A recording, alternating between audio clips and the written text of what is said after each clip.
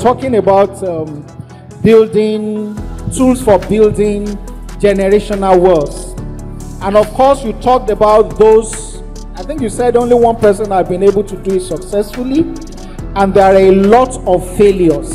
So the question herein is it workable in Nigeria, or is it a concept that is preserved for another set of people who are not operating in Nigeria? Thank you. Well, tools for building a generational wealth. It is not specific. It's not unique. It's not specific or something that is only constrained to Nigeria. When we talk about tools for building generational wealth, what we are saying is that, there's this mentality that I am in charge. So ordinarily, what you see people do is that we focus more on the entrepreneur here. But again, looking at the tools for building generational wealth, we are talking about the entrepreneur himself or herself, the generation after him, and the next generation. And if you see from the slides I presented, that beyond the person that is actually getting the work done, beyond the rich, beyond the wealthy, it's how do we get this wealth transferred. We have also seen from that slide that you can actually transfer it well by way of inheritance. So when people acquire wealth by way of inheritance, there is this entitlement mentality. They think naturally this one is betrothed to us. So they this is like an ethical attitude as to whether they manage it well. But the worst is that one creates the wealth, the other one inherits, but the third generation destroys and takes us back to where we are coming from. Wow. So we can say it's attitudinal as well to an extent. It's looking more like a cultural thing. Cultural thing, yeah. Thank you so much. So I'll take this other question to Elijah. Okay, before the question. Please, can we have some quiet, please? Thank you. I think the issue of generational wealth transfer has some cultural inclination. Most of us, when we are busy doing and creating this wealth, we don't involve those people we think will inherit the job. In this part of the world, we keep working for our children. We are working for those that will inherit what we put together, without really making them appreciate the business, what goes into the business. And if they ask you, why are you working so hard?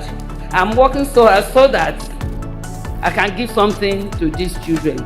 And that is where the point he raised, that somebody is busy building the wealth, so pass it on to somebody, and that somebody is only waiting to get the wealth and to squander it.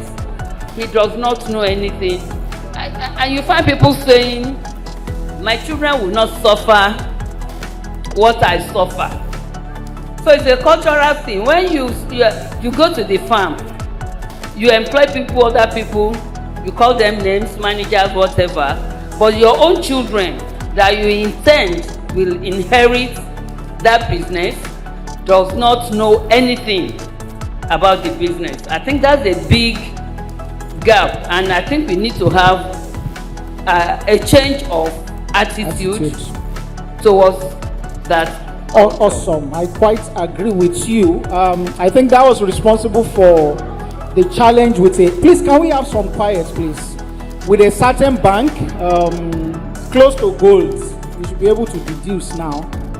And the guy just brought the son off from somewhere, go ahead, the bank.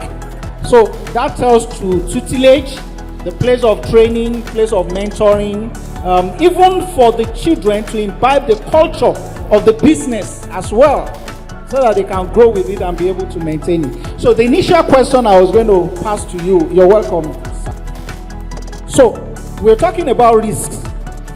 He talked about it, part of the things he talked about when you're venturing out. So I just want you to talk to that. We're in a season where entrepreneurship is fashionable. People now do it out of fashion. So is there a line of caution in risking?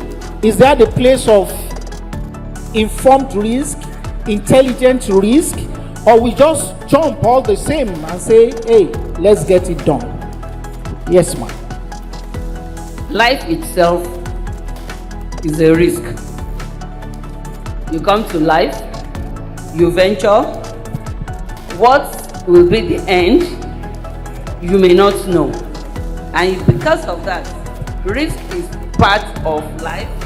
So when you are venturing into any business, and I think I heard him saying, you must have the technical know-how, you must know the risk you are taking.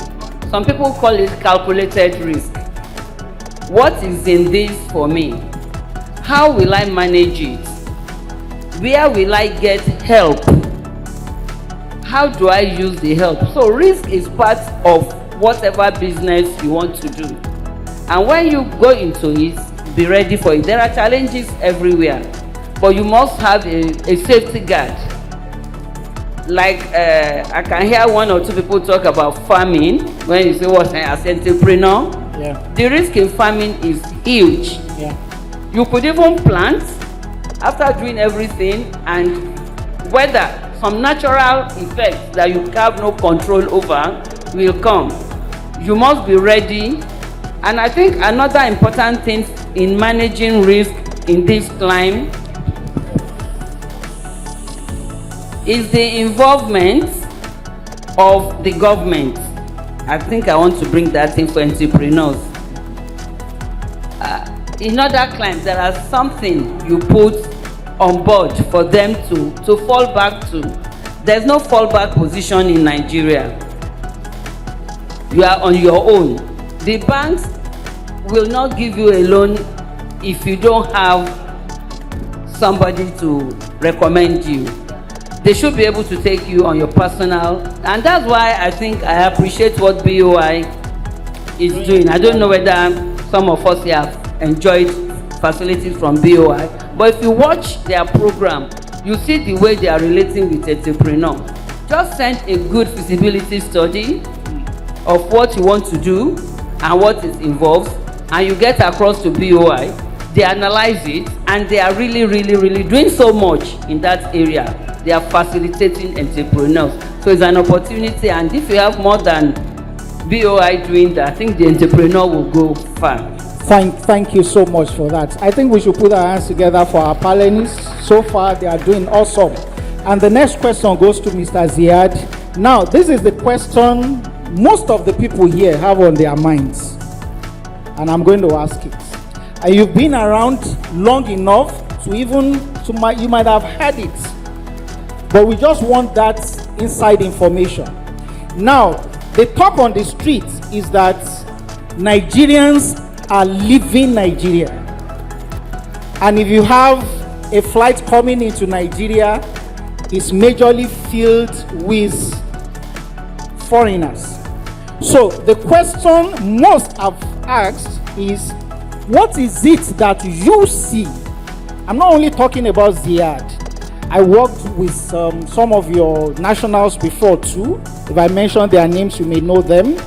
So the question is, what do you see in Nigeria that makes you to function here, and Nigerians on the average are not seeing? Instead, we leave, you come. What is that line? Can you demystify that for us, if at all it's a mystery? When I come into Nigeria, I see a land of opportunities. I see people out of 100, you meet 100 people in Nigeria, 90 plus are entrepreneurs by nature. Even entrepreneurs not necessarily opening their own companies, but within 7-Up, we have a big chunk of our employees as entrepreneurs. Now this JAPA, we don't need to see it from a negative perspective. Number one, Nigerians going abroad are getting more and more experience. They are getting inflow of dollars to the country, and a lot of them, especially with 7-Up, I've seen people that JAPA 2 years ago, and now they are asking to come back. And when they come back, they come even with a global experience, if you want. That being said, I always say, why do Nigerians leave? And me, I'm not Nigerian by birth.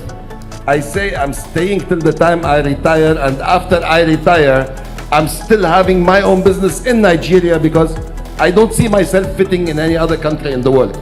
It lacks a bit of education, and there is a bit of stress in the economy that's happening that the normal Nigerian is not really understanding why it is happening.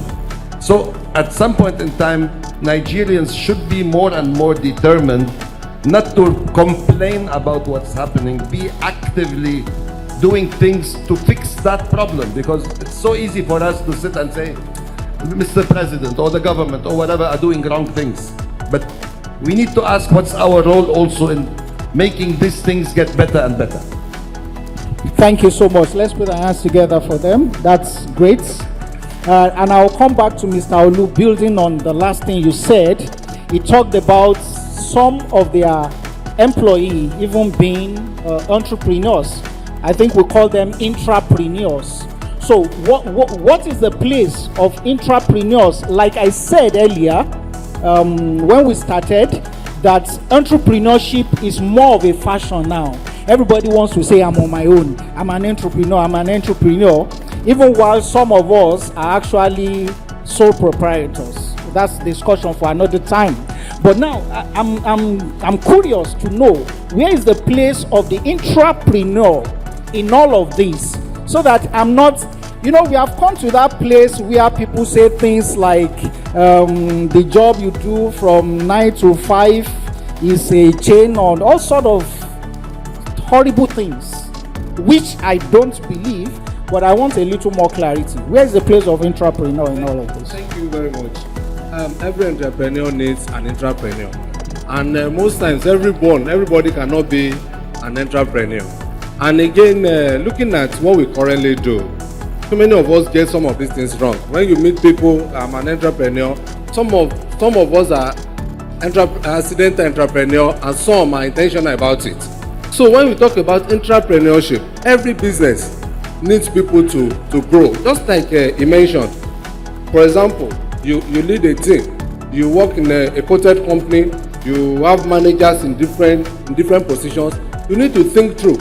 You need to think about competition, about quality, about profitability. So it's not animal, it's not trees that will think through all of this. We still need people within. And like I made mention an example with Vitaphone, that we are intentional about training an entrepreneur within the system, meaning that what you come in with, it's not as important as what we get from you. You might come in as an engineer, or you end up doing a sales work, or you end up doing, like I made again. All right, that's just spurring another question, which I would love everybody to have an input to. You're talking about the people working with us, the employees, the intrapreneurs, but there is this talk about this new generation, the Gen Z. So we want to look at the place of inclusivity. How included are they? And to also manage their mindsets with the expectation of the organization or the culture of the organization.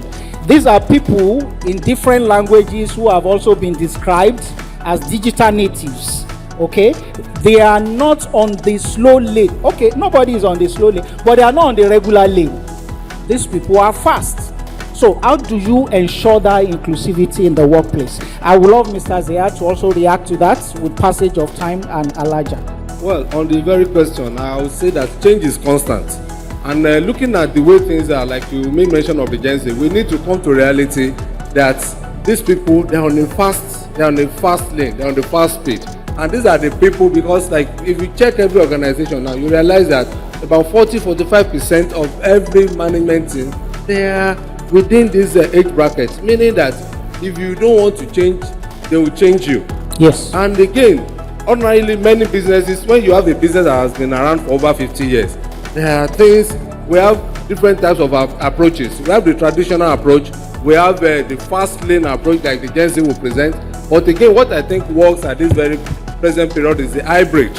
I read recently in a Harvard Business Review, a particular family, they brought in a very young manager, and the guy increased turnover and profitability by about 200%. But when the board met, the MD was fired because they told him that you cannot replace every human being with robots.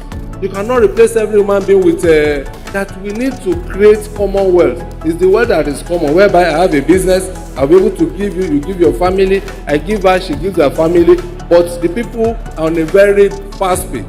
They think about machine, artificial intelligence, but again, for you to grow a business that is sustainable, you still need people, and ordinarily, we also need to adjust so that we work with their pace. All right, thank you so much. Elijah, you want to react to that? And then we'll take Mr. Zia. In any organization, I think a mixed grill is the ideal thing. Yeah. There are some people who we jokingly call custodian of culture. Negatively and positively, you take it as that this is how we do it. But honestly, I will tell you, you need those people and you need the Gen Zs. Otherwise, the business will not be exactly what you hope to have. And people should learn to accommodate both. And accommodating both means letting every part of the company know why we need each other. And some people tell you, oh, this is the youth time, but leave them alone, you discover they can't go very far. At the same time, you need them because they have fresh innovative ideas. They are innovative, they need fresh ideas. And as you try to accommodate them, you try to bring up the custodians too, to say, look, things are changing. You need to work along with these people. There's something, tell them how far you've gone, and you see how far they will take it. So we need both in any organization. Thank you so much. I want Mr. Zia to weigh in on that. I think we need to be clear with the definition of a Gen Z. It's not about age. No. Gen Z are high tech, high energy, very ambitious people. They want to change the world. It does not only apply to somebody who's 18 years. That portfolio or that profile I said, most of them applies are even, to me. They are management team So the members Gen Z now. definition applies to me, applies to many people my age. I feel within the company, there's a clash between the Gen Z rebellious culture and the traditional culture. The problem is most of those Gen Zs, they come and report to traditional people. And this is where the problem happens. It's not about age, we need to be clear. I have in my company, I manage personally the new graduate trainees that come. And I feel I click with them much more than the traditional people. So we don't need to see them as a threat, but they are a handle with care. If we don't meet their ambitions, we don't give them space to grow, They will take we would flights. lose them. Yeah. They would jump up. Yeah. So Thank you so much. So the last round of questions for this session, and I want to start with you, going back to your session, which was on networking and building emotional bank accounts and all that. So I just want to ask if there is one thing you will point at as the most critical ingredient needed for anyone to be a good networker in this instance. What is that thing you will say it is? There are people I've met before who will tell you, I don't make friends, I don't have friends.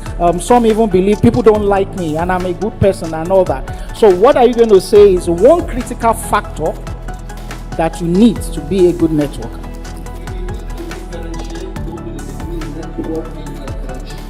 Okay. You have a lot of people within your network that are not your friends. So networking by itself means two people that need each other, but they don't know when. So for networking to succeed, we need to remove the logic that networking for me is what do I get, and think more about what do I give in advance. And most of the times we underestimate what we have to give. That's why we feel we cannot give anything, but we need somebody to give. So theoretically in networking, look at this emotional bank account and ensure it's always highly impositive. With everybody, you might not need them at any point in time, but keep your account in credit. Thank you so much. Please, let's put our hands together for this team. And on the last note, I will ask Mr. Olu and Elijah. There is this popular talk about the ease of doing business. So here I am, you are encouraging me, as it were, to go into entrepreneurship. But I can see almost all the odds tagged against me, even though I have an idea of the answer because someone is doing it. Okay? But I look at it as, how do I surmount this hurdle? Even running a small shop, you need power to generate power for yourself. You have multiple taxation, you have multiple regulatory bodies whose interventions in your business are not only regulatory but sometimes punitive. How do you survive in such an environment? Well, it's a very difficult one. What I've realized over time is that there is a serious disparity between the managers of business and the managers of government. We need to have, like he used the word, a sweet spot. We need to have a point where we come together. What we've realized is that those who regulate us don't even know what we do. So rather they are fixated at, oh, we want to generate more revenue, we want to do. So ordinarily they really don't put anything on the table for anyone to say, I want to go into maybe manufacturing, because you realize that it is even better for you. For example, the easiest way to become a millionaire in Nigeria is to be a politician. So if you, for as long as they still continue to incentivize politics, I've been to some countries where the legislators, the people, they still ride on bikes and bicycles to do the legislative work. But in Nigeria, we need to de-emphasize. The government should make it less attractive for people so that people can work within the real sector, as against, inequality is another problem.